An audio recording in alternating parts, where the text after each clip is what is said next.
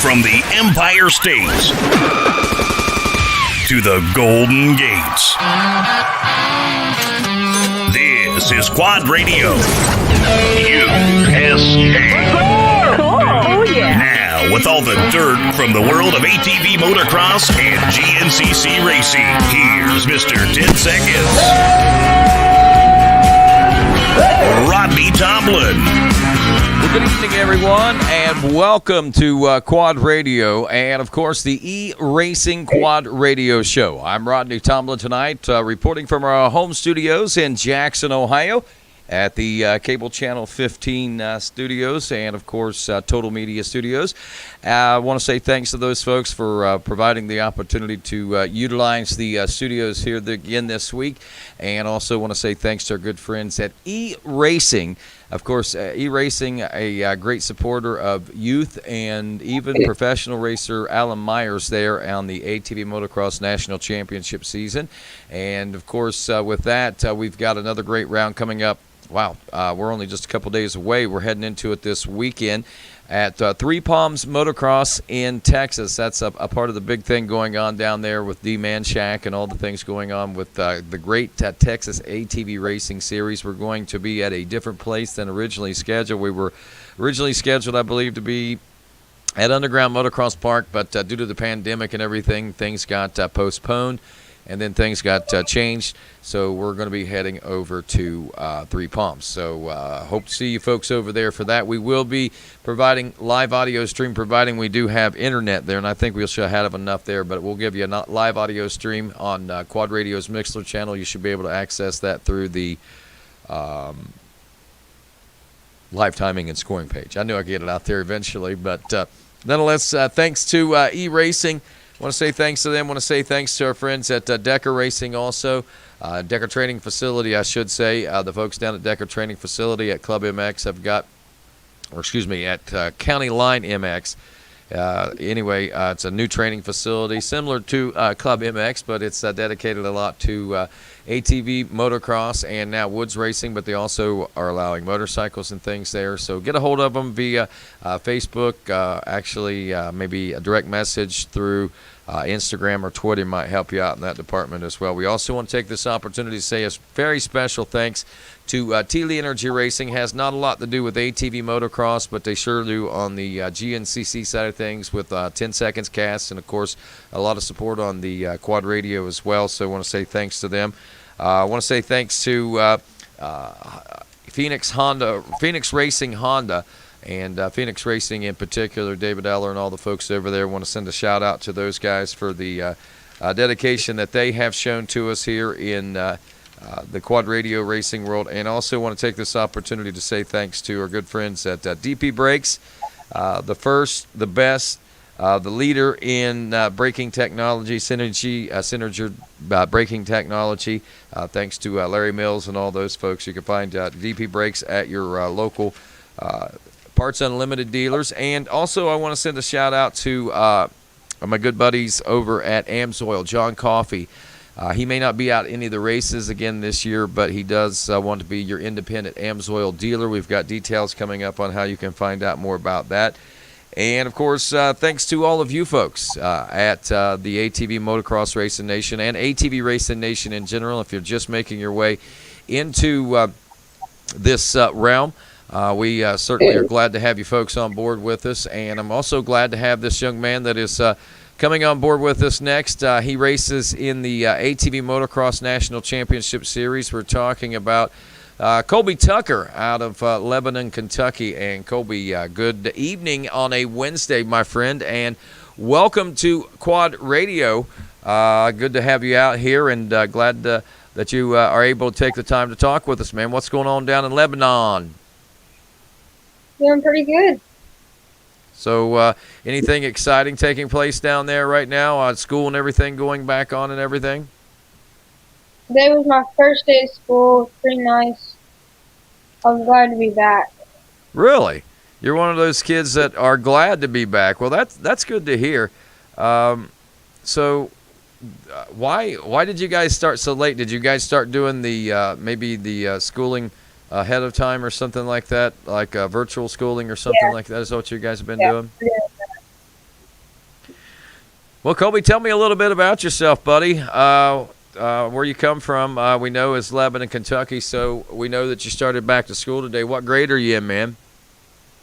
7th grade. I'm 12 years old. Play football or anything crazy like that? Nah, I'm just racing. Just a racer. There's nothing wrong with that, man. Just, dude, we're just going to have a conversation. I know you seem a little bit nervous and everything and maybe not knowing what I'm going to ask you. Well, I could ask you anything right now, like what'd you have for dinner? Because I just got done talking to your dad. He said, we just wrapped up dinner, buddy. What did you get for dinner? What's the food of choice for a 90cc shifter rider?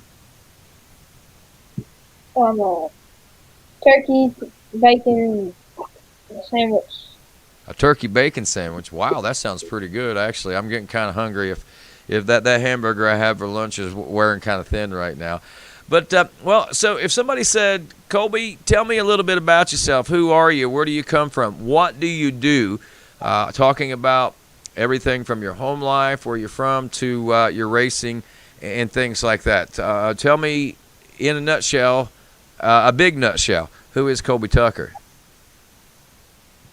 I'm 12 years old. I like to bicycle ride.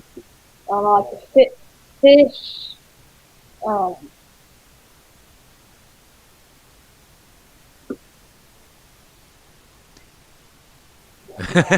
don't know what to say. So it's okay, man. I get it, man. I don't know what to say half the time either. Okay, let's talk about your racing then. If you don't have anything else, if you got that boring of a life, I get it, man. I totally get it. My life is all centered around racing as well, and I don't know how to talk about anything but racing as well.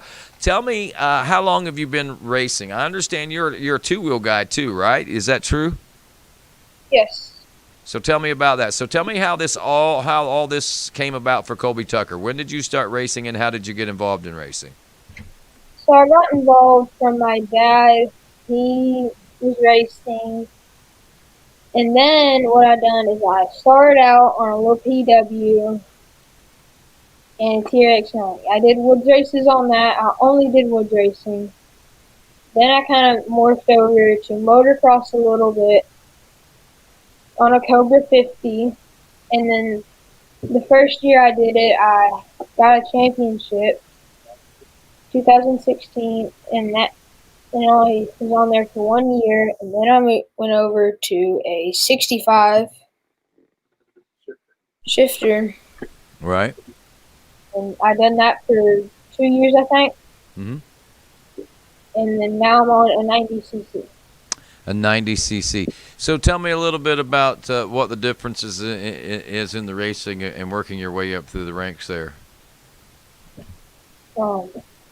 I have a practice track at home.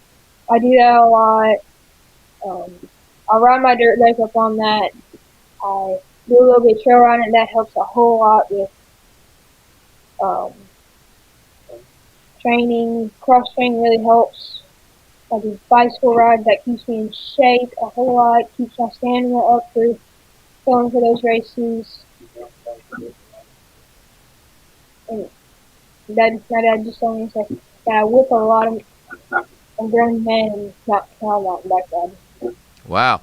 Yeah, that's one thing that he said. He said that you do a lot of mountain biking also. So is that what's it about the mountain biking? Do you do pedal assist or do you do the straight mountain biking? Straight mountain biking. Straight mountain biking. No help with that electric mountain bike stuff, huh? So where do you ride at? Well, I go to Green River Park. I have went to Turkey Run in Louisville, Kentucky. Waverly in Louisville, Kentucky. Do any racing? Fort Duffield. I've done one race and I got third up on that. I'm pretty proud of that. Wow. I've also went to a place called Schoolbuster in Radcliffe. And I went to Saunders Springs in Buffalo, Kentucky. I've also went to Buffalo Creek. And I really enjoy bicycle riding. It's really fun. I also ride BMX and have a few jumps there. I have this little bank around my house. I like to ride off that. It's really fun enjoying. I like to have my friends. I got them up into riding a little bit, and he really enjoys it. We like to ride a little bit together sometimes, and he'll come over here. He'll probably ride his dirt bike. He's more of a dirt bike kind of person, and we'll go on trails. Then we'll end up, after that, once he's done with that, we'll probably get on a bicycle and just ride around the yard until it gets dark. Right. And So it sounds to me like you like that bicycle pretty good. It seems to give you a lot of good times, maybe, I guess, huh? yes, it does. Well, that's good, man. I'm glad that's kind of a break away from all the racing and everything, because I'm sure there's a lot of pressure that comes on you and everybody probably else, man. I mean, that's just seems to be the way that the world works these days. But nonetheless, man. So tell me a little bit about your season. I see here you're a 90cc junior shifter and 90cc racer. Is that right? What's the other class? I had it written down. The Open. The Open. Okay, so tell me a little bit about your season. How's things going there? It looks like you've got some pretty good, a pretty good thing going on there. I checked out your results. You don't seem to be doing too bad in the standings right now. Yeah, I've been doing pretty good. On the last race we had, I was really close to getting first. I might have been, but I wouldn't have got it overall because I had bike problems. The packing inside my pipe came out, and that was just a total flaw.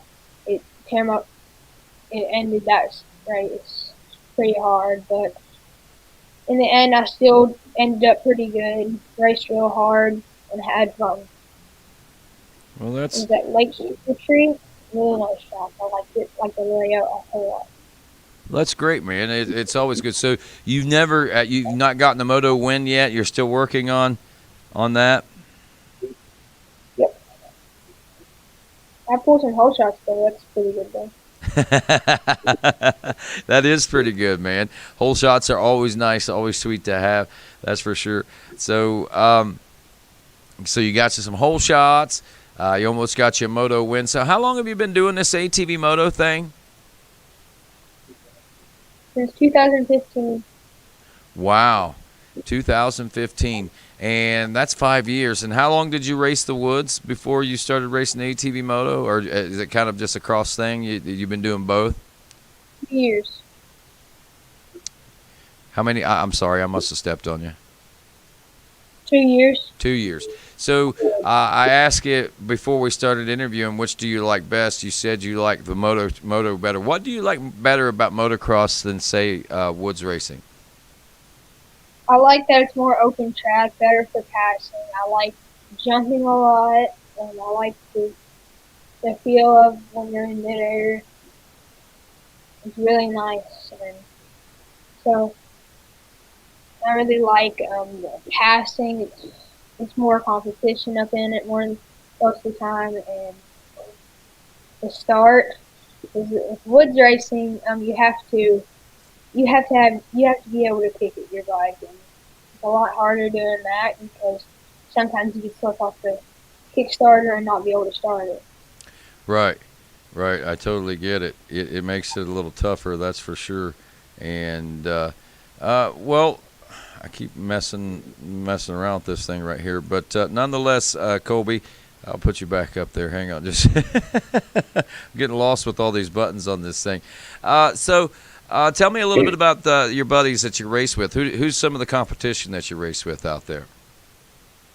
Caden Tverziak. We have Ethan Tverziak. We have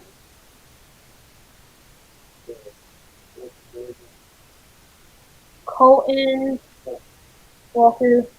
He's a nice guy around all year.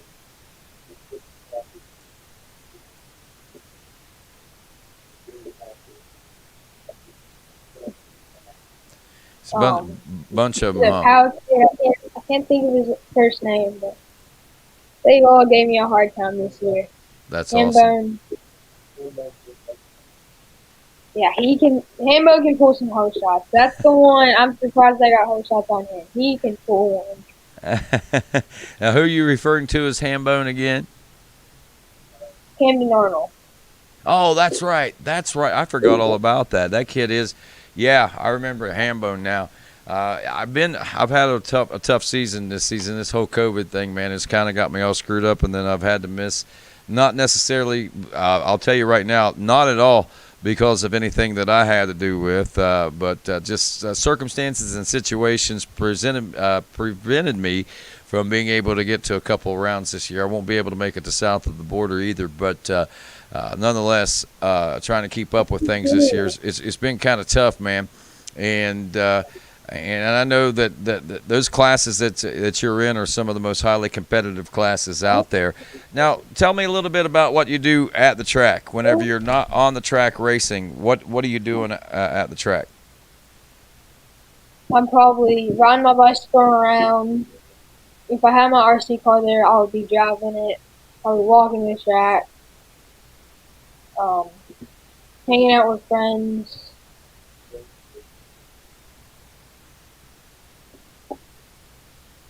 Just kind of chilling out. What's your favorite? Tell me stuff, I can't hear him. What's that? My dad's trying to tell me stuff and I can't hear him that well. Your dad just needs to go in the other room. I think he's making you more nervous than anything. Say, Dad, go in there and watch it on the phone or something, man. I'll struggle through this myself, man. But I sound like a doctor or something. But nonetheless, so what's your favorite food at the racetrack? Whenever you're at the racetrack, what is it that fuels your desires? And it's kind of like, do you have something that you have to eat because that's what makes you perform the best, or anything like that? Any ritualistic foods, I guess? Whatever's on the table. Not a bit picky, huh? Not one bit picky. Just eat whatever comes your way. Well, there's nothing wrong with that. So, what's your favorite thing to do whenever you get to the track? So, whenever you get to a racetrack, what's your first thing that you normally do? Probably get my bicycle out and look at the track. And then go around and see where the cool pit bike tracks are and stuff like that, so you can take your pit bikes there later. All right, so you're one of the kids, man, and I can ask you this: who's got the best pit riding places? I mean, when you go, because I know a lot of the promoters and stuff frown upon pit riding and stuff like that. But I know also that kids love to do it, and you guys, until you get told no and get threatened with your life, they're not going to keep you from doing it. What's the coolest place to have a pit vehicle at? Aonia Pass. Aonia Pass. They let you go pretty much do what you want there, or what? Yeah. Yeah. So within reason anyway, right? So they do have that little pit bike track over there, don't they? Yep. So you get a ride on that and everything. So that's pretty cool. Do you like Aonia Pass? Do you like the track and everything too? Yeah, that was a real nice track. It was really fun. It was a really fast track. Mm-hmm. I did have a little bit of trouble there, but I raced hard as I could and done good. What kind of troubles did you have there? Was it you? Was it a machine? Was it the track? It was another rider. He just kept on cutting me off in midair and got me really mad. Fired you up, huh? Yeah. That'll happen sometimes, man. I get it. I understand.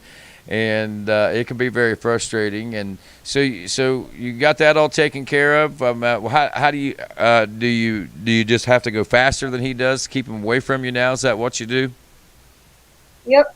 Just got to get a better start, huh? So show him how it's done. There you go. That's it. Got to show him how it's done. That way, it don't matter if he tries to cut you off in midair or not. So, showed him how it's done. So, where are you sitting at in points now in your classes right now? I'm in third in the shifter and second in the open. Wow, Those are pretty. Those, man, for youth classes, I think those are the most competitive ones. They're all competitive. I can't take anything away from any one of them, to be honest with you. And I know you got some competition. You mentioned some of the names there a few minutes ago. So, what's been the most exciting? I know you were talking about the Lake Sugar Tree, and you talked about what was going on, and you liked A on your pass there. But what's some of the other exciting highlights from the 2020 season for you so far? Some exciting things is where I was really surprised when Joel Hedrick blew up at that race. Mm-hmm. And when I almost got the win at the last race, I was held back by a kid who really got the start, but then just because he's on it automatic and those always start. Mm-hmm. And then it took me a little bit to get around him, and once I did, I got by everybody, almost everybody except for the leader, and just catching them little by little, and just having a ball doing it. And something I almost did was, so when he went down the Dragon's back, and then had this kind of high-speed little double, Mm-hmm. I almost went over the bars on that. I clipped it. That's a scary thing for you, huh? Oh, yeah. So that was a close call. Have you had any bad crashes or any crashes this year? Nope. Wow, you're pretty fortunate, man. I mean, that's tough to get away from a season and not have some crashes like that because practice or something, normally it happens. Well, you're one of the fortunate ones, man, and you keep it up. So you going to Texas this weekend? More than likely not. Why not, buddy? Long I know haul. it doesn't really into long haul. Yeah, I totally get it.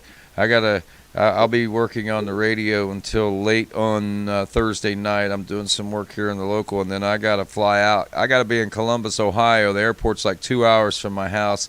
My plane takes off at 6:40 in the morning, so needless to say, I probably won't be getting any sleep before Friday. But it's going to be a big season. So I was going to ask you, and I'm just curious, who is your favorite pro rider? Who do you look? It don't even have to be. Who do you look up to as far as riders go? I guess is a good question to ask. I mainly look up to my dad because he's a really good rider. He's always been there, always been able to teach me how to jump, how to ride, how to corner, how to jump, how to hit a berm, how to go over rollers, how to keep my speed up. Even in the woods, he helps me. And he teaches me that I can bog up a hill as long as I have momentum, stuff like that. And it really helps. That seems like you and your dad have a pretty special, I guess, relationship. Whenever you look at the big picture, buddy. I mean, you guys get to go racing together. He what classes does he race? He races 40 plus B. And so with him getting the race, you guys have a lot to talk about on the weekends and at different times, I guess, huh? He may have a shot for winning. Oh, really? He's got – yeah, that's right. I know that's a highly competitive class. So your dad's looking at a shot of winning the championship. How's that make you feel? Pretty proud? Pretty good. I imagine so. I feel like he can do it if he really wants to. That's awesome, dude. So knowing that you got him to look up to, if he can win, then you might be able to then someday, huh? Yeah. That's great. So aside from your dad, well, tell me best trip you guys have had this year, on or off the track. I mean, tell me some of the highlights. What's been some of the cool things you did this year? There was this one really big jump at Green River, and pretty big, and I cleared that on a bicycle.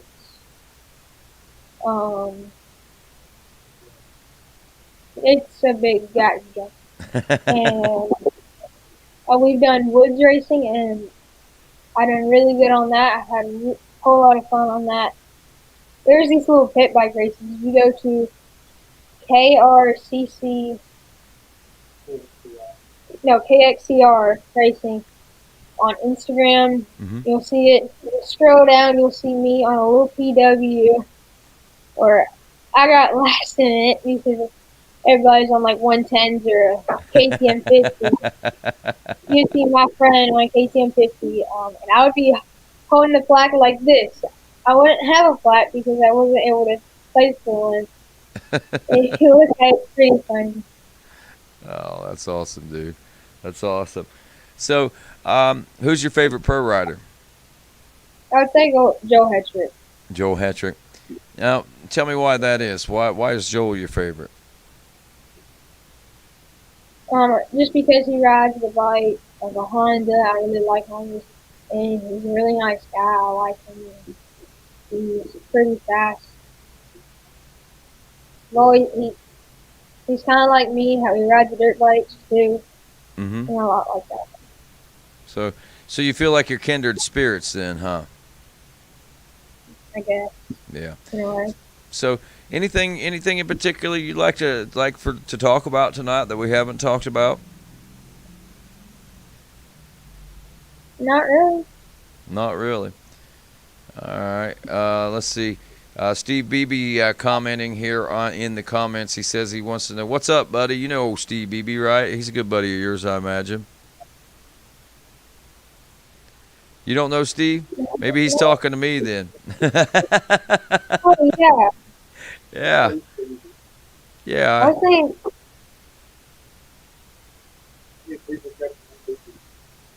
I was thinking.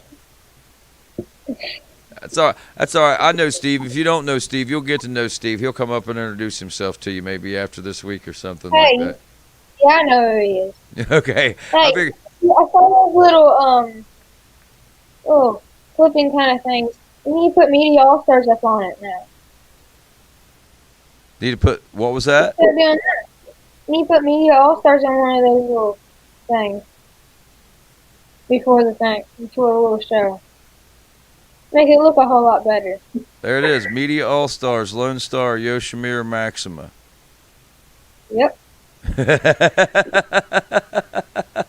So yeah, there you go. You're a Media All Stars writer. Tell me a little bit about that. Chase Cunningham is a heck of a good guy, man. And I figured you should probably know who Steve Beebe was, but he's a part, or his boy's part of that team, Gage and stuff. But tell me a little bit about the Media All Stars team. How did you get involved in that?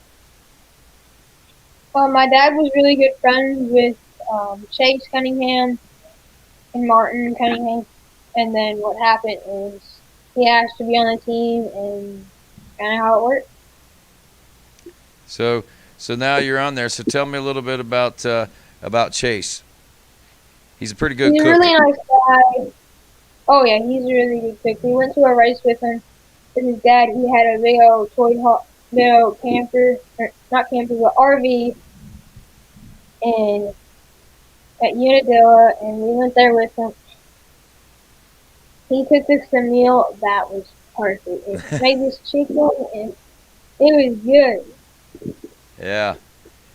Oh, and you better stop by the Media All Stars. He'll give you some. You can buy some of his cookies. Yeah, I know. I'll tell you this much right now. Oh wow, I've had just a little bit of what he's been able to cook, and it has been remarkable, man. I'm going to tell you that right now. So, all right, I'm trying. He also makes special cookies for me since I have a peanut allergy. He's got a peanut allergy. No, I do. Oh, you got a peanut allergy. Dude, how do you live with a peanut allergy like that? I mean, that's a heartbreaker right there. Very careful.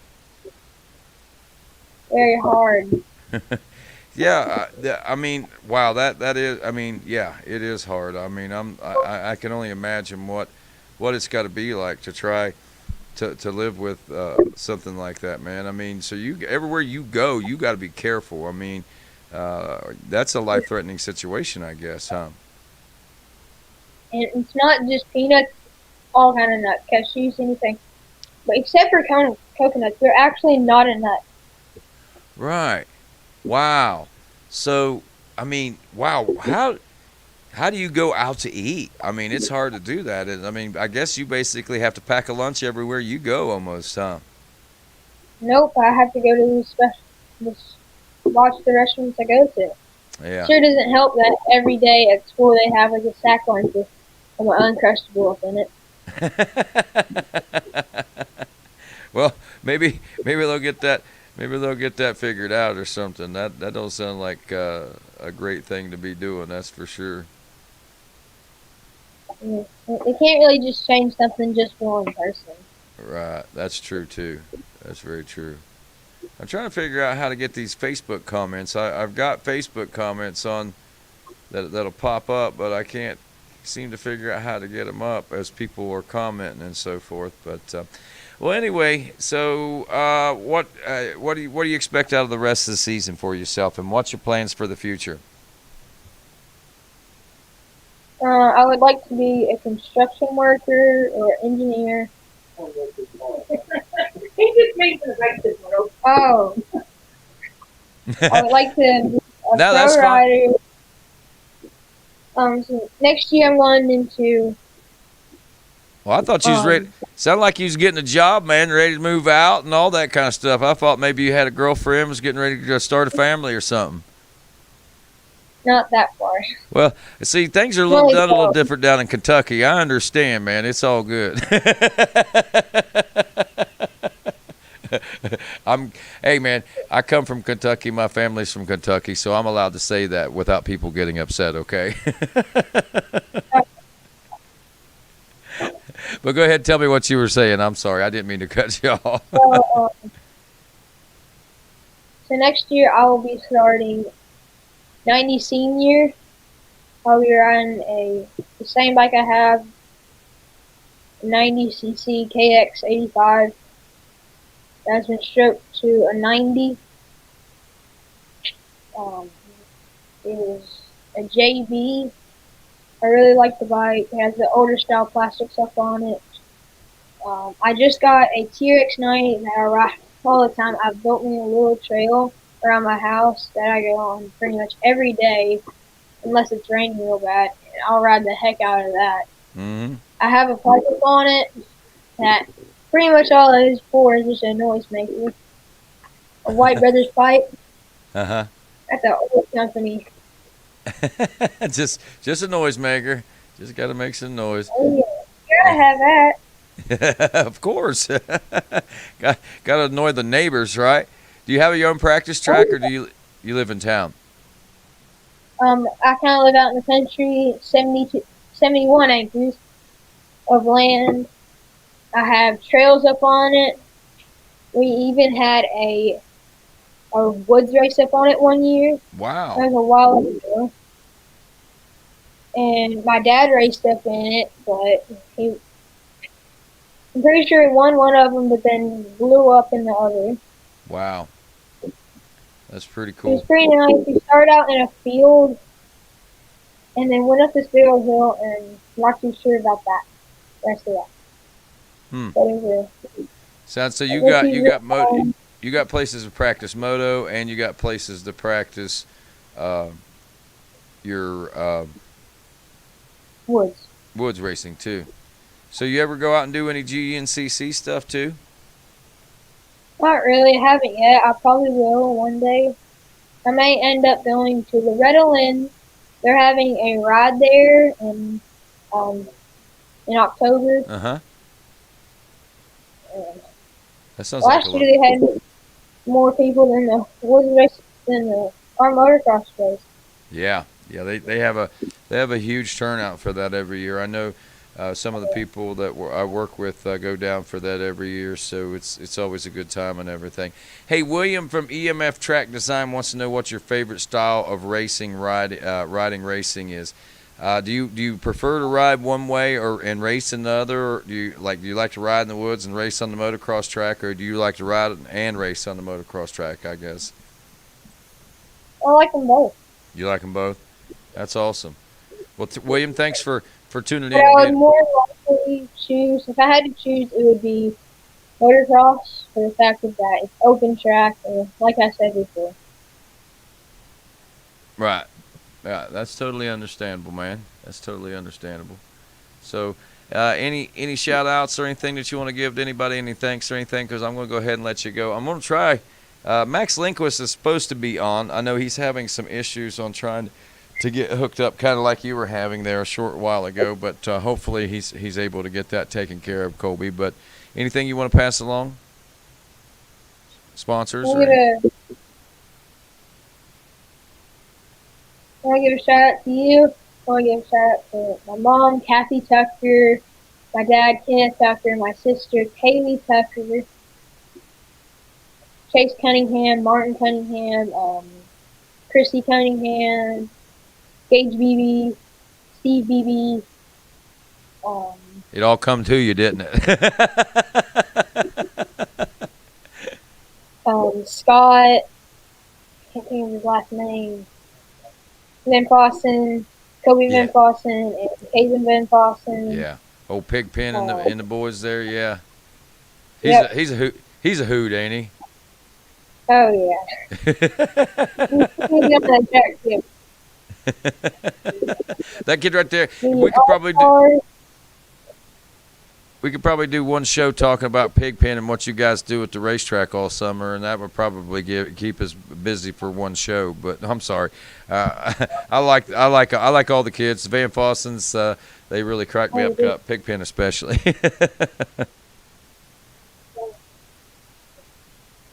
What happens at the track stays at the track. That might be the best motto to live by, my friend. There's some things my mom doesn't know about it. What? My mom doesn't know everything that happens there. Yeah, that's probably best that we don't explain everything goes on. That way she'll when you at 8 o'clock when you say, "Mom, I'm gonna run over here for a minute," she's not gonna say, "No, you're not gonna go hang out with that kid." Right? Well, I'll just won't say anything more. Mom, kids are great. Dad keeps a great, and he does. He keeps a close eye on them. But Pigpen, let me tell you, that boy knows how to have some fun. I can just tell you that he's ornery. He's that one that's always doing something. Yeah, he's always. You forget about landing horn. LC. Oh he's God. Doing dumb stuff that gets himself hurt. Like this is the last race. He was doing this one little jump onto a rail, and he'd done that about 1,000 times until he got it. He said he wouldn't stop until he was able to do it. Yeah, buddy. I remember last year at he jumped it. There was a ditch up there, and he jumped that. First time, he about cased the world off of him. Second time, he got it good. He's a little nutsier than the average, huh? Oh yeah. You know, I've been wanting to get. I think I've had the Van Fossen boys on before. At Landon, I haven't had a chance to get on yet. I definitely Landon. I don't know. There's something about Landon. He and I are kindred spirits of some sorts, man. I don't know. I click with that kid. His personality and my personality. He reminds me a little bit of me whenever I was a kid, to be honest with you. So he just cracks me up. I enjoy y'all. Scary. So you hanging out with LC, buddy? That might be like what it was like to hang out with me. So be careful. He might get you into some trouble. So I'm gonna say. Yeah, he probably would. He's just the black cigar he has. Probably has. Oh, well, we'll save that for another show. But I'm going to go ahead and let you go, buddy. I've really enjoyed talking to you, and I'm glad that we were able to get this thing. Thank you for having me very much. It was a pleasure having you. All right. Anybody else that you want to say a thanks to or anything like that? I'm good. You're good? Just have a good day. Yeah, you have a good day too, man. And, of course, with that, we're going to take a bit of a break here. I'm going to go ahead and I'm going to do, hang on here, I'll get it so you can get out of here, buddy. You can go ahead and hop off if you want. And I'm going to try to get things straightened out here with my good friend and your good friend and Pro-Am points leader in the ATV world of motocross. Right now we're talking about Max Lindquist. He is scheduled up next on the all-new E-Racing Quad Radio show, so stand by. Hopefully we'll be back with him coming up right after this.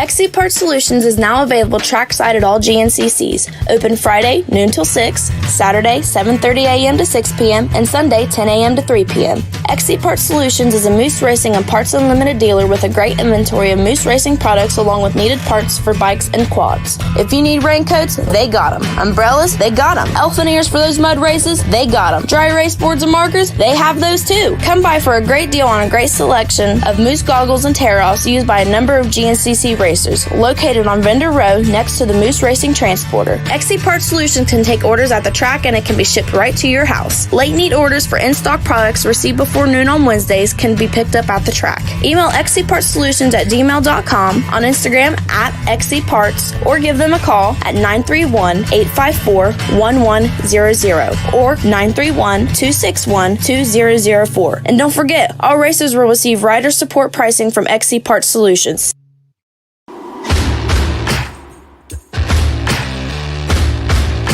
Did you know you can save up to 25% and receive free shipping on great AMSOIL products with their preferred customer program?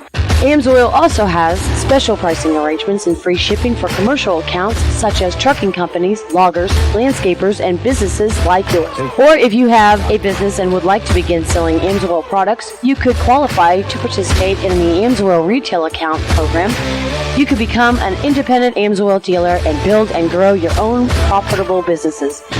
For more information, call John Coffey, your full-service AMSOIL dealer, at 877-694-4763 and leave him a message. John Coffey and AMSOIL, your first call for synthetics. Hi, I'm Walker Fowler, and this is a DP brake rotor. And these are DP brake pads.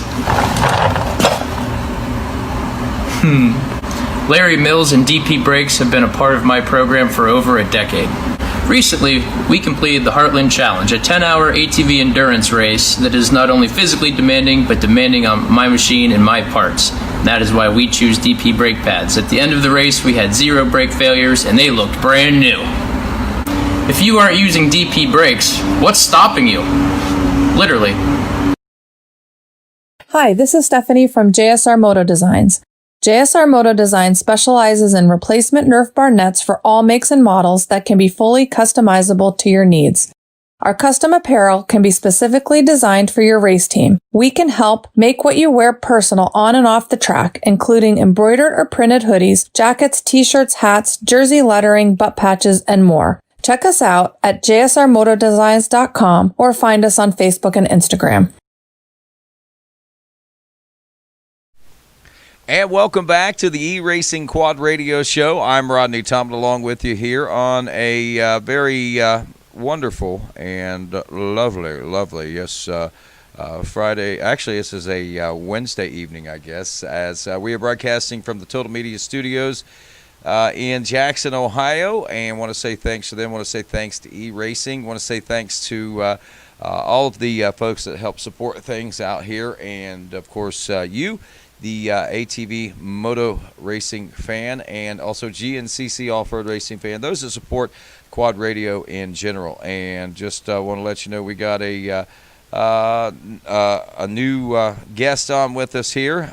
He's going to be joining us here in just a moment, and actually he has already joined us, so to speak. I'm going to do a couple little things right here to make sure we get him where we're supposed to have him. Got him. And we're going to be able to bring him in and say, good evening, Max Lindquist. Glad to have you on board as a part of everything here at Quad Radio, my friend. How's things going? You know, do you have your microphone muted? Try that now. I'm not hearing you. We good now? Yeah, there you go. You got it? Yeah. Perfect. Yeah. All right. Well, thanks for having me, Rodney. Everything's going good. Just traveling down to Texas. Traveling down to Texas. You mean somebody like you in your position? You don't have yourself a Learjet or anything like that. We in motorsports don't have a bus or anything that's taking you down right now, and you got Wi-Fi on the bus and just kind of chilling, watching cable TV or something. No, it sounds great. I wish, but I'll stick to the truck and help drive and just get there any way possible. Right. For me. So Max, I'm trying to make a couple little switches here. This is the first time I've been able to do this on the fly like this and have multiple guests and so forth. I'm learning more and more about this, and now that I've got my new studios, things are coming along so much nicer as well. I've got good, consistent internet. We are broadcasting and streaming, I guess I should say, on both Facebook and on YouTube on both the Quad Radio channels. So anybody that's watching this right now, I implore, I beg, please share this and let folks know that we've got more coming in the future. I know if you look at this, it says right now that it says that it is Colby Tucker, and I'm changing that right now to and Max Lindquist because I wasn't sure if Max was going to be able to get on. Max, buddy, man, I know that I have a rather intricate system and so forth that makes it kind of difficult to get on, but I appreciate the fact that you were able to battle through it and finally able to make it happen and all that good stuff. So, man, welcome to Quad Radio. Now that I've got my bearings about myself and everything, I think that we can make this work out all right. But now that we are here, welcome to Quad Radio, and again, out of Little Swamico. I remember, man, I've been watching you race, goodness, since you were, what, 50s, 70s, 90s, or 70s or 90s, and what did I? Suamico, I think is what I used to call it. Little Suamico. Yep. But after a while, Mom and Dad said Swamico. So now we know that. So from Little Swamico, where is Little Swamico located?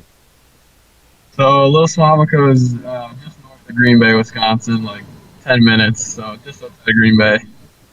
So a Green Bay boy, huh?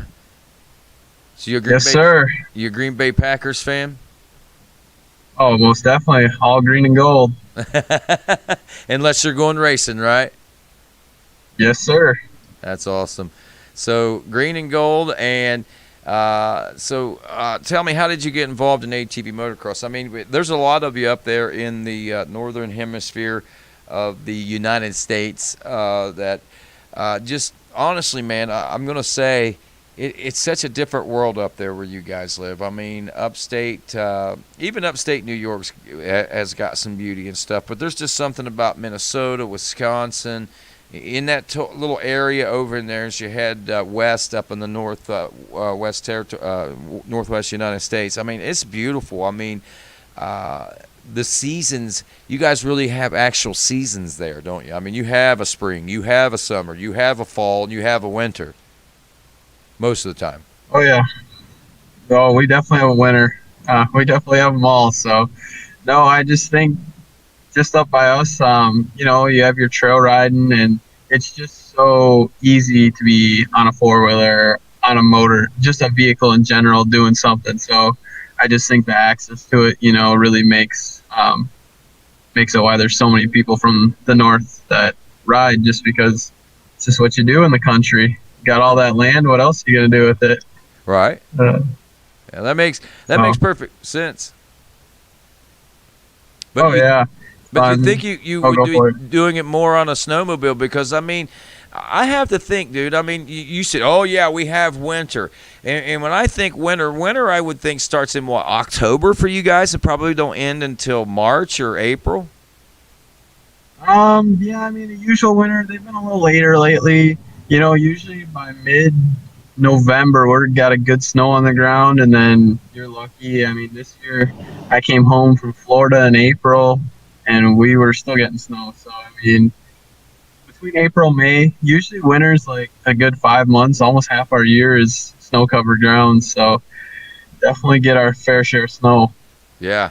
That's exactly what I figured. So you get your fair share of snow. Then how do you get your fair share of riding time? Do you have sleds that you ride? Do you ride snowmobiles that will maybe help keep you fit during the winter and keep you, I don't know, in shape? Yeah, I mean, I used to ride snowmobile when I was younger quite a bit every winter, but I mean, the last 3 years, I haven't even had a snowmobile. I'll stud up the tires on the four-wheeler, and our rivers and stuff freeze over, and it's kind of like riding a TT track. I'll go ride the river for fun after school, you know? Like, I'd get home from school, 3:30. At 4 o'clock, you find me on the river for an hour, stop watching myself from it's 8 miles to the bay opening. So I'd stop watching myself and just have fun riding on the ice and through the snow. I'll ride my motocross track in the winter in the snow. Just the first laps are pretty slow and time consuming, and then you just pick up the pace from there, and I just try and ride as much as I can. And it's more for fun, just to stay in shape, but just staying on the quad as much as I can, just to try and keep everything used to it, so then when race season comes, you're ready to go. So you don't give your body a chance to lose that muscle memory, so to speak, then, huh? I can't. I like to ride too much. I'll take a break with sports stuff, but otherwise, I'm trying to ride as much as I possibly can. Right. That's awesome, and it shows. And I hate to be like this, man, but I mean, there's been like a few times throughout your career that I've just been left with my mouth dropped open, like, wow, man, that kid has just really stepped it up, and wow, this kid has really stepped it up.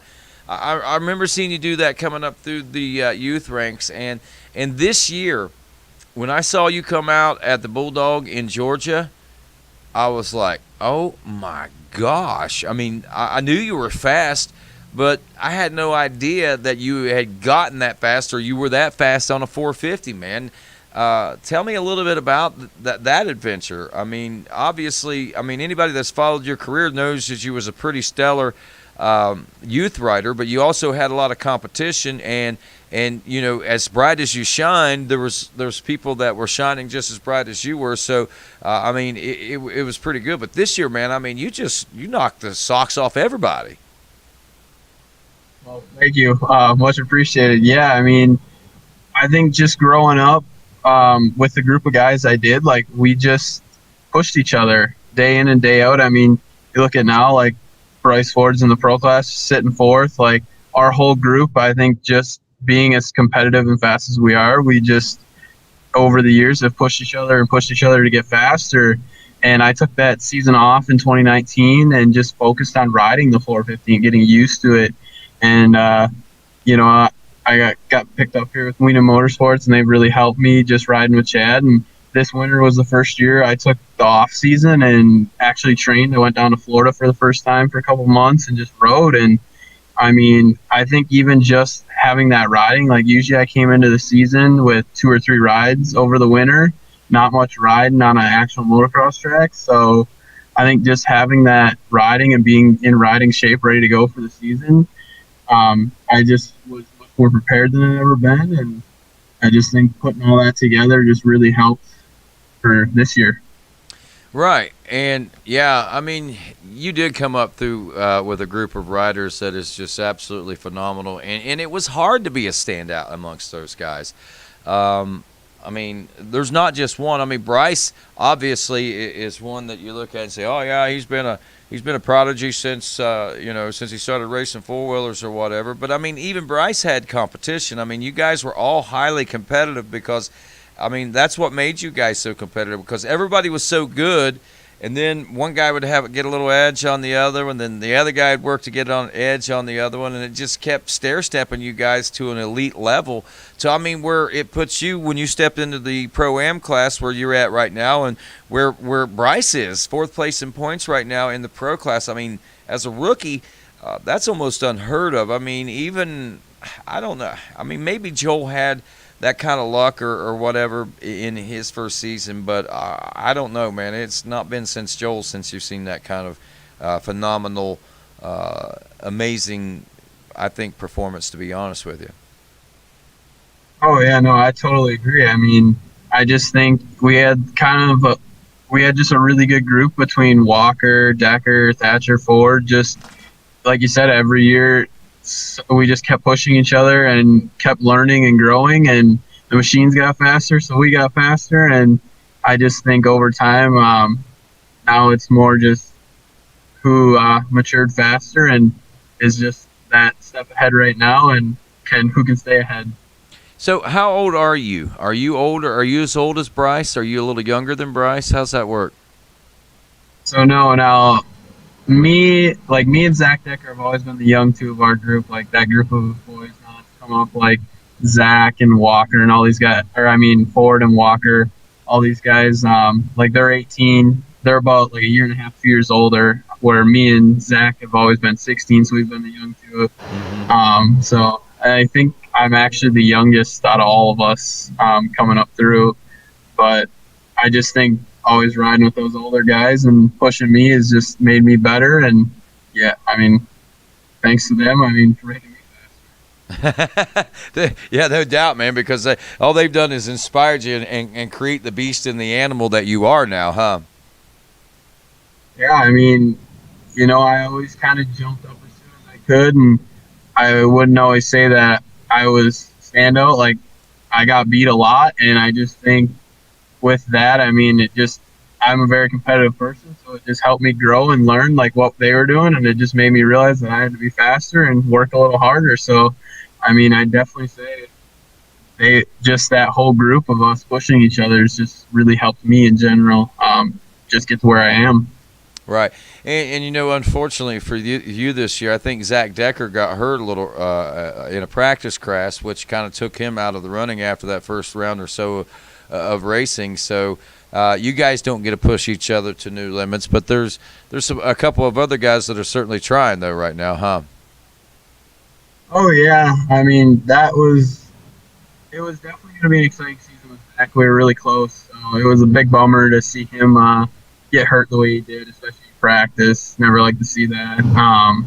So I definitely have some other guys, Grayson Eller and Michael Allred and stuff, trying to push me, and so they keep me working and staying in shape and riding. So, and then yet I still get to jump up in the pro stock class with all the older guys again and learn some more, and hopefully figure out why they're faster, and hopefully learn that for the future. Yeah, you were, speaking of Grayson Eller, he's kind of inspired you a little bit, I think, to I seen you this past weekend, buddy, in Beckley, West by God, Virginia, at a GNCC. What up with that?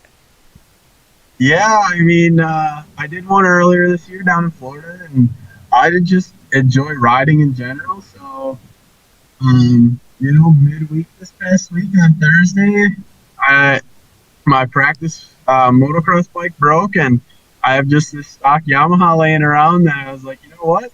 Let's throw some big tires on it and we'll go try this. So, didn't quite do it exactly how I would have liked to, but I really enjoy it, and I'm just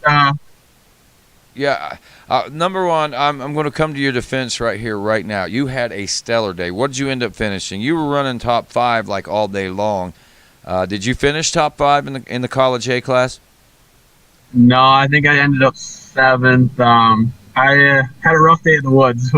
Okay. Just a lot of Number Go one, for it, go on. yeah, I want to get your story. Hold on to your story, but I'm going to come to your defense on this. Number one, the college A class in GNCC, that's the fast boys. Those are the boys that are ready to step up the pro ranks. That's kind of like that's just the next level. They go to Pro-Am. Some of them go straight to pro class from there, but it goes Pro-Am, which is a huge step, and then the pro class, which is another huge step. It's kind of like our system in ATV motocross. So to be racing and ride at where you were for 2 hours in that college A class, Max, was phenomenal.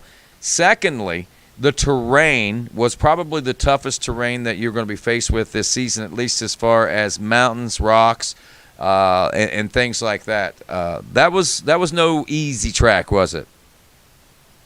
No, and that's what I got told when I showed up, because I did the one down in Florida and I liked it. I like that kind of terrain. Really had a good time there. Actually finished third there, so had a really good day down in Florida in the college A class, and just decided last minute that we were going to try it out in Beckley, West Virginia, and kind of got my butt kicked in the woods there. It was gnarly. I mean, just the rocks and the hills and just all the stupid little things that you wouldn't think would bother you that much, that you just, the tricky little things, like I just learned how much more patient I have to be. Like I got tangled up with a couple other riders multiple times, and it was just like, just because I'm following too close, like I get in that motocross mode where it's like, I got to make this pass, and it's like, man, I should have waited. I was out there for 2 hours. Like I actually hurt myself more to help myself in the woods, but it's just been a new experience that I really like, and I'm just it's something new to try, and I'm actually planning on trying to do the rest of them hopefully this year with wrapping up the Pro-Am Championship. Just with wrapping that up, like I can't go pro this season, and I mean I'm still just enjoying riding, so I was like, we're gonna try doing some GNCCs, and if I end up falling in love with it, I'm gonna hopefully do them all next year. So I'm just trying it out this year, get my feet wet, and then preparing myself maybe to do a whole season next year.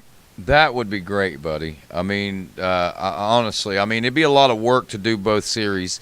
Wesley Wolf can tell you, Grayson, Noah, Hayden, they can probably tell you, and there's a handful of other guys that do it as well.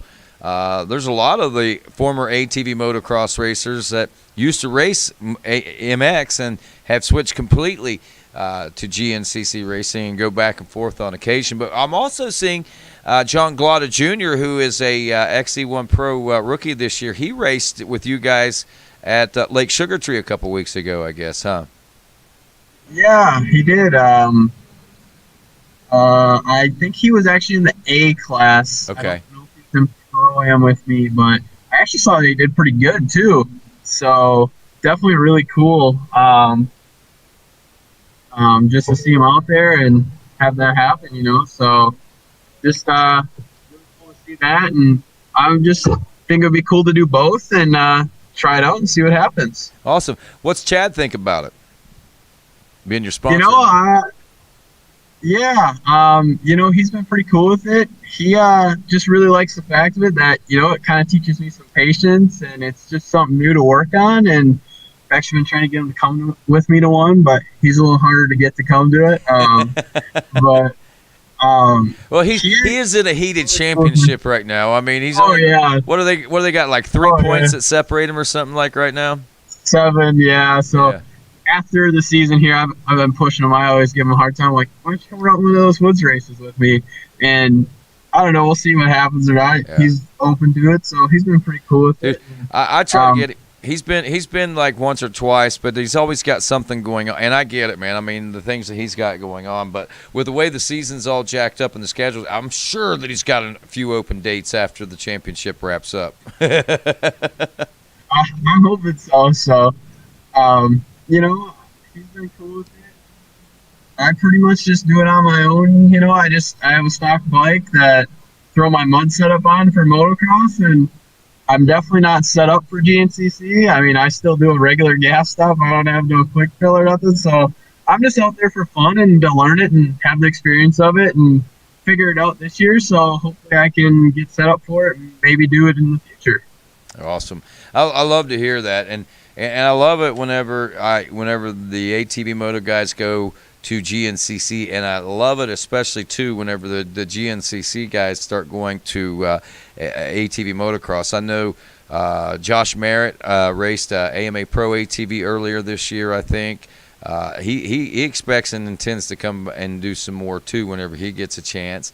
And I've talked to a few other guys that want to give it a try. It's just, you know how scheduling and stuff like that goes. But I'm also talking to a lot of ATV moto guys that like going to the GNCC. They go watch, and then they're like, oh man, that looks either they're like, I don't know if I want to do that or not, or like, I really got to try that. But explain to the ATV crowd and the ATV enthusiasts what it's like at a GNCC, because there are, I mean, you think a race is a race. Yeah, it's in the woods. It's a bunch of hillbillies. But the GNCC is so much more than that, is it not? It is. I mean, and the people there, just the whole atmosphere is so much different. Just the amount of people and the people you're on the track with, like you wouldn't think it'd be a big deal, but just all the people you have to navigate through. And yeah, like, it's woods racing.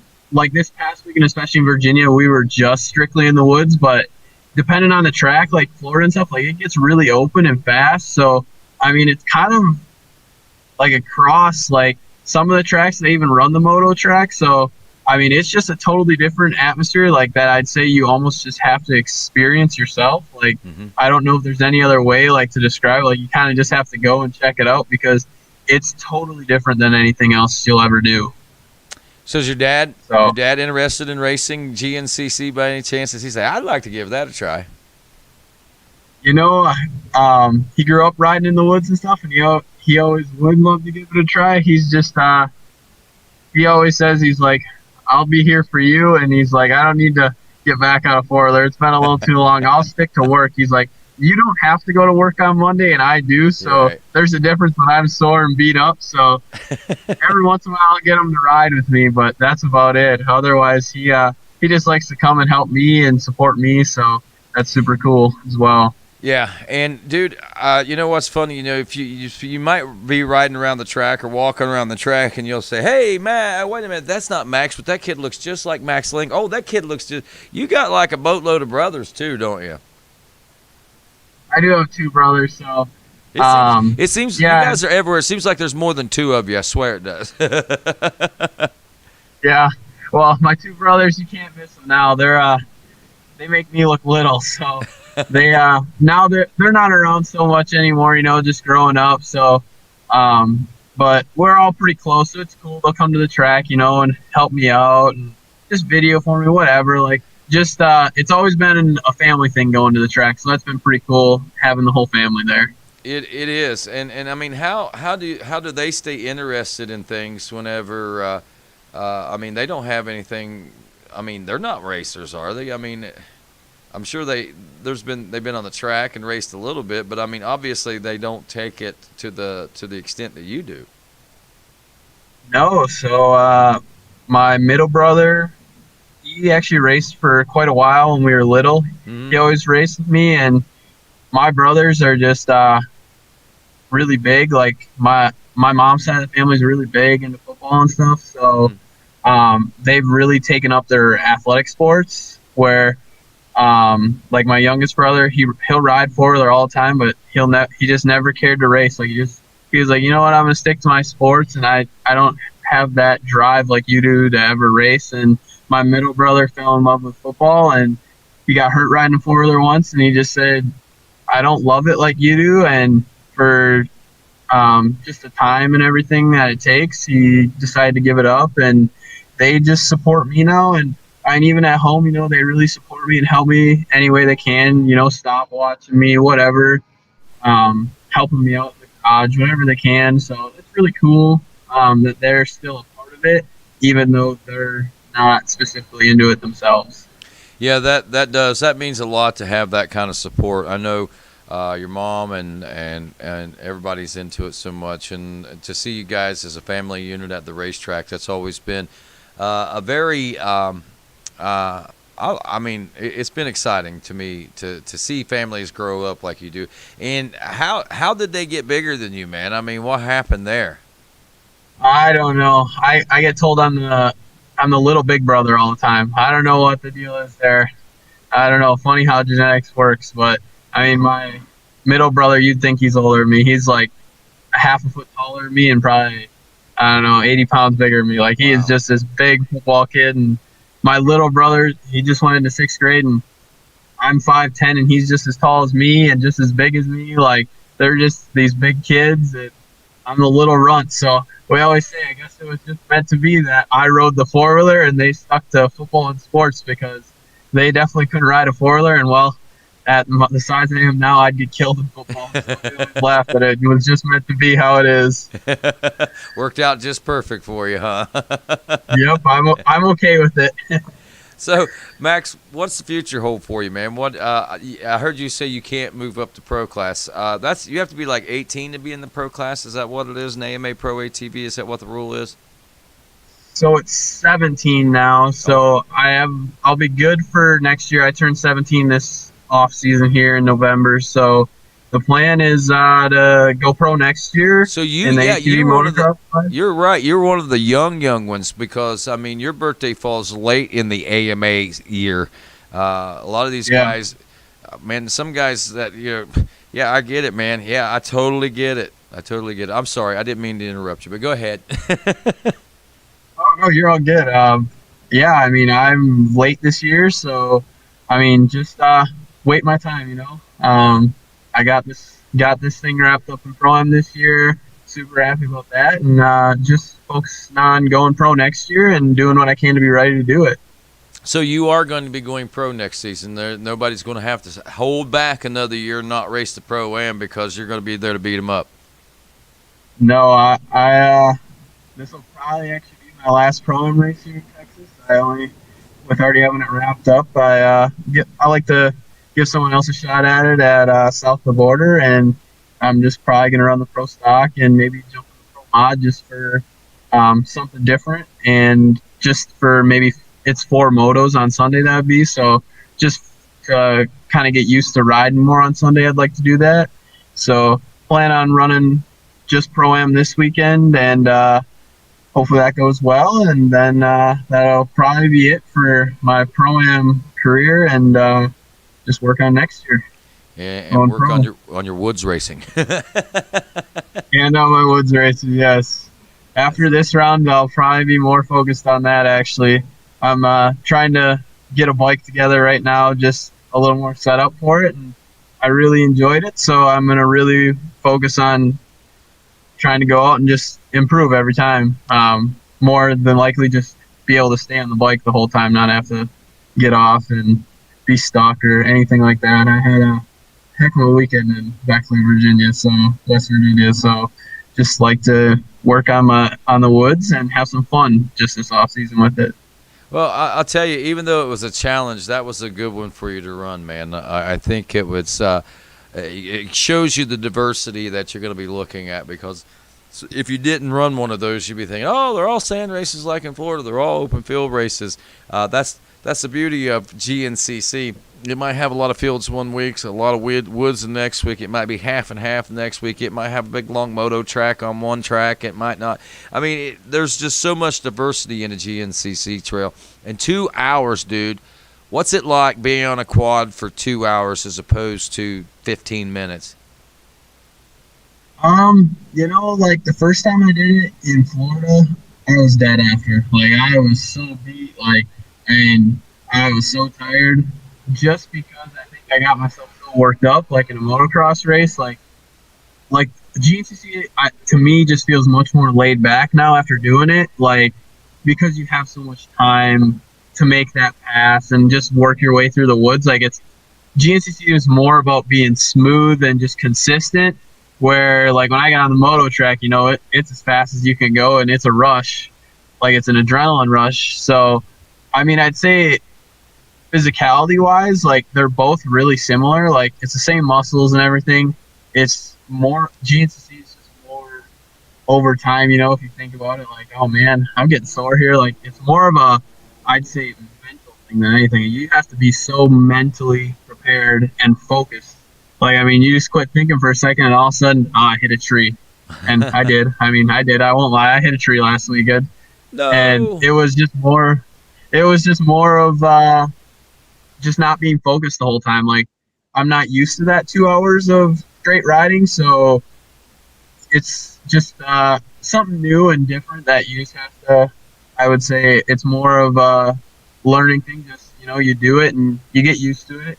So that's why I think I like the challenge. So I'd say that's probably why I like it so much, is just it's a totally different style of riding. Like motocross, the adrenaline's pumping, you're jumping stuff, like it's super fast. Like the race feels so short. Where GNCC, it's so long and drug out. Like you feel like you're out there forever. Like you're ready to get off the bike when it's done because you're so beat up and it's so long. So just two totally different ways of riding, I'd say. What was your sense of accomplishment afterwards? I mean, it had, I mean, looking at that track saying, oh my God, this isn't Florida and we're not in Kansas anymore, Toto. I mean, I'm sure it was probably a little different than what you expected to see, was it not? Oh yeah, and I mean, like Florida, I was down in Florida training, so like I went the day before and I biked the track. Like I knew where I was going.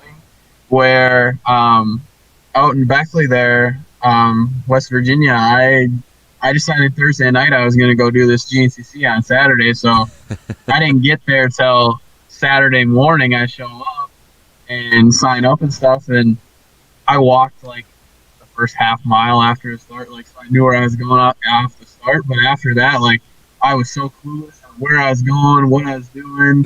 So I would definitely say, for now on, my preparation needs to be a lot better. Like I'd like to know where I'm going a little bit. So I just say like it was definitely a totally different ballgame. Like I wasn't expecting it to be nearly as rocky as it was, and so tight. Just after the GNCC I did before in Florida, it was very wide and there was plenty of places to pass, where here, like, you got behind and you really had to wait for a good spot to pass. Found that out the hard way too. But, I would just say it was a good thing. I was glad I went to it. Like, a lot of people said, oh, like, this is the hardest one. Like, this one, like, you can make it through this one, you're good, because this track, like, it's maybe not people's favorite track because it's so hard. So just to finish it, I came out seventh. I wasn't super happy with how I did. I was more just frustrated that I hurt myself so much. Like, I feel like I could have done a lot better. But I'm also glad that I finished it and walked away in one piece and had a good time doing it still too. So just looking forward to improving myself from here on out. That's awesome, dude. I'm excited for you. I'm excited for what the future holds for you. I hope that you. I mean, look at the exposure. I mean, if you can do exposure and get your sponsors exposure in both GNCC and ATV Motocross, I mean, you're doing a lot for them, doing a lot for yourself, because you know that 18 plus 2 is going to seem like a piece of cake, even though you're pushing it at a little different level for that 18 plus 2. When you hit the pro class, it's all going to make a little more sense and come a little easier for you, I think, in the future, the more that you get a chance to do it. Oh, yeah, I definitely agree. I think it makes my motocross races seem very short now after doing that. It's like, oh, we're done already? Okay, that's nice. Like, definitely puts you into perspective how short my race is compared to going through the woods like that. So, definitely cool. Yeah, and it gives you a lot of great memories, and you get to meet a lot of good people too. I mean, on both sides of the spectrum. GNCC, like you said, it's a whole different world than ATV motocross, and hopefully you'll be able to bring and entice a few guys over there. That's what I'm thinking. If we can just get back and forth and get these numbers back and forth and start sharing, we'll see the sport really start to take off even more. I mean, not that just like any ATV, I think, GNCC even sees its struggles and stuff out there. So the more excitement that I think we can generate in both places, I think overall it's going to be great. Coming up this weekend, we're going to Three Palms. Have you ever had a chance to go there? Anything about it? What are you expecting? What are you hoping for out of this weekend? Been there a long time ago. I mean, probably 2015, 2016. I was real young, so I don't really know what to expect. out of the track. I mean, I didn't get to ride the main track we'll be riding this weekend there, so I'm just hoping for, a good race weekend. I mean, just more of a good turnout. I think the track's going to be good. They seem real quad friendly, and they seem like they want to have us. So it looks like there's been like Thomas Brown was out there, riding it. Like, I'm expecting a pretty good track. I'm just hoping that, it gets rough, multiple lines, hopefully some good passing, and just have a good weekend, and hopefully it all works out. Looking back through your career, what's some of the highlights you think? Oh, I mean, like you said, this year, just round one, definitely the biggest highlight. First Pro-Am victory, it came from behind. That was definitely a big one. And then in the past, I've won 7 national championships now. So, I mean, I can't really say one's more special than the other. I'd say even just all the memories traveling to and from the races, the people you meet, I'll have some lifelong friends from it. So definitely cool, just the memories, sharing, even not at the track, maybe at, standing with each other between rounds, training, just all the things that come with our ATVMX sport, just all the things around it that make it so fun as well. Yeah, for sure. Some good things. When you look back on it all, what do you hope that you would have accomplished? I mean, what do you want to be able to tell people whenever it's all said and done?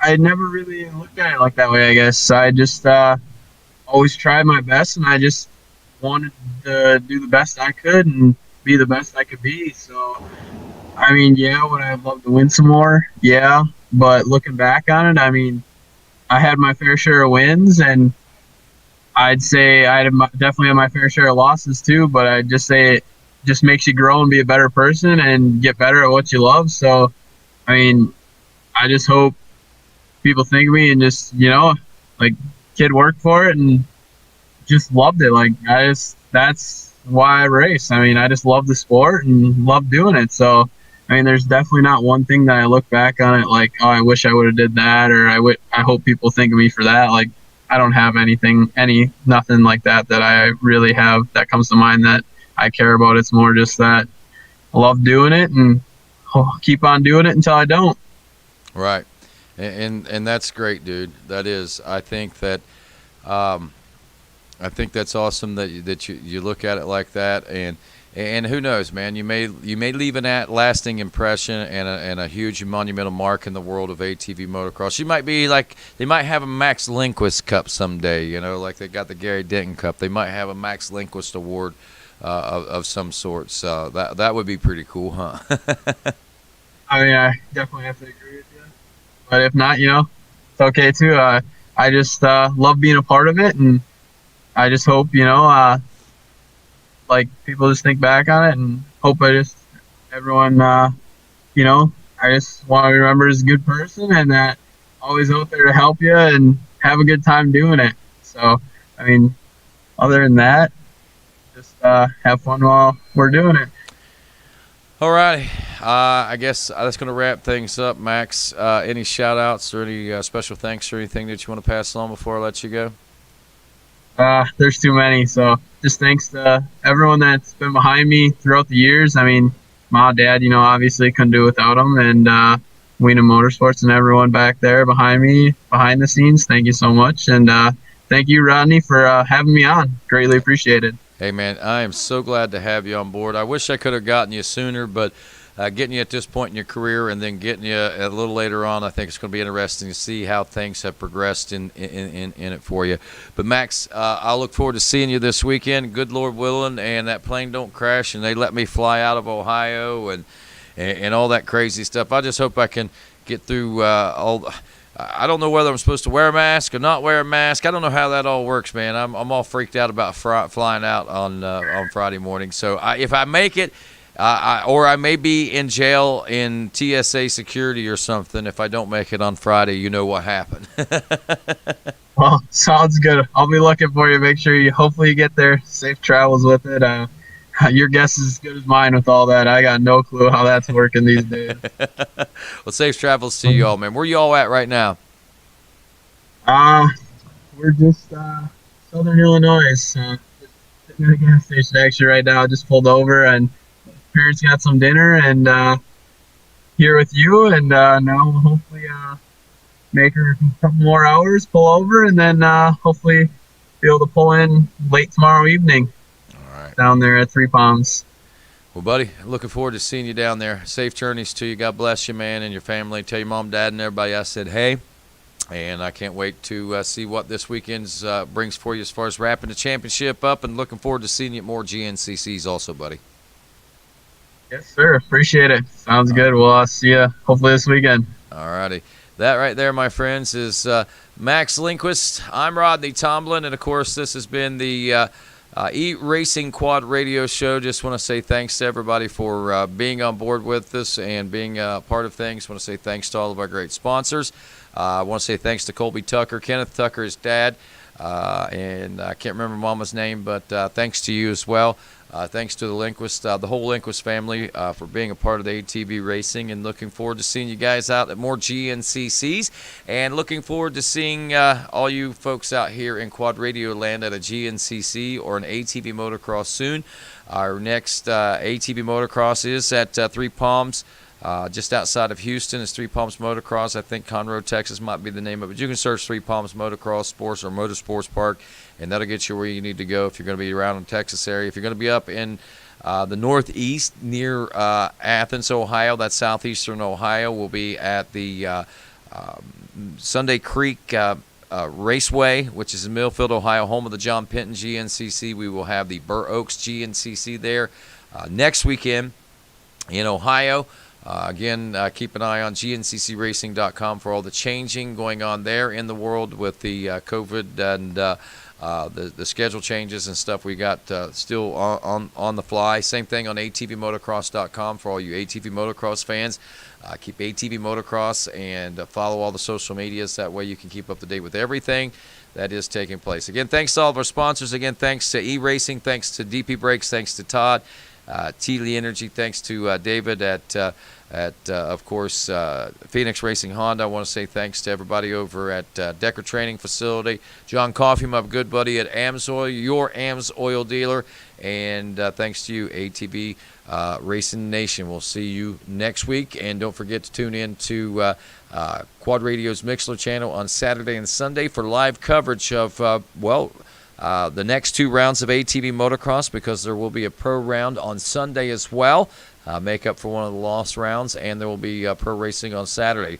Two motos on Saturday, one moto on Sunday, and then, of course, one final race at south of the border coming up in a few weeks. But we'll see you at Texas this weekend, and we'll see you in Ohio next weekend. God bless you. We'll have a great time. From the Empire State to the Golden Gates, this is Quad Radio.